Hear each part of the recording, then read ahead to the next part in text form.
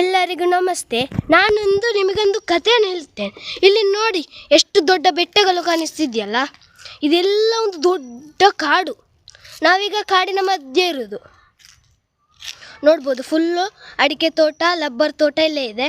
ಈ ಕಾಡಿನಲ್ಲಿ ಬಹಳ ಸಿಂಹ ಪ್ರಾಣಿಗಳಿದೆ. ಒಂದು ಸಲ ಇಲ್ಲಿಗೆ ಕೂಡ ಬಂದಿದ್ದಂತೆ, ನಮ್ಮ ತಾತ ಹೇಳಿದರು. ಬಹಳ ಡೇಂಜರ್ ಮಾತ್ರ ಅಲ್ವಾ. ಈ ಸಿಂಹಗಳೆಲ್ಲ ಊರಿಗೆ ಬಂದರೆ ಭಾಳ ಡೇಂಜರ್ಸ್. ಆನೆ, ಸಿಂಹ, ಹುಲಿ ಎಲ್ಲ ಇದೆ ಅಂತೆ. ಅದಕ್ಕೋಸ್ಕರ ಈ ವಿಡಿಯೋ. ಇಲ್ಲಿ ಯಾರಾದರೂ ಮಂಗಳೂರಿನವರು ಇದ್ದರೆ ಸೂರ್ಲಿ ಅಂತ ಇದೆಯಲ್ಲ, ಅಲ್ಲಿ ಬರ್ಬೋದು. ಭಾಳ ನೇಚರ್ ಇದೆ, ಫುಲ್ ನೇಚರ್.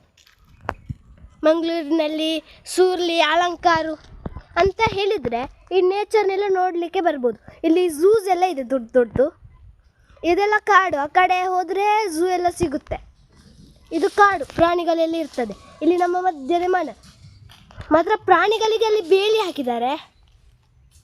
ಇಲ್ಲಿ ನೋಡಿ ಸೌಂಡ್ ಎಲ್ಲ ಬರ್ತದೆ. ನೋಡಿ ನೋಡಿ ಸೌಂಡ್ ಎಲ್ಲ ಕೇಳ್ತಿದೆಯಲ್ಲ, ಅದು ಯಾವುದಾದ್ರೂ ಪ್ರಾಣಿದೇ ಇರ್ಬೋದು. ಅದಕ್ಕೆಲ್ಲ ಇಲ್ಲಿ ಬೆರು, ಹೀಗೆ ಚಟ್ಟೆ ಅಂತ ಹೇಳ್ತಾರಲ್ಲ, ಬ್ಲ್ಯಾಕ್ ಕ್ಯಾಟ್, ಅದೆಲ್ಲ ಬರ್ತದೆ.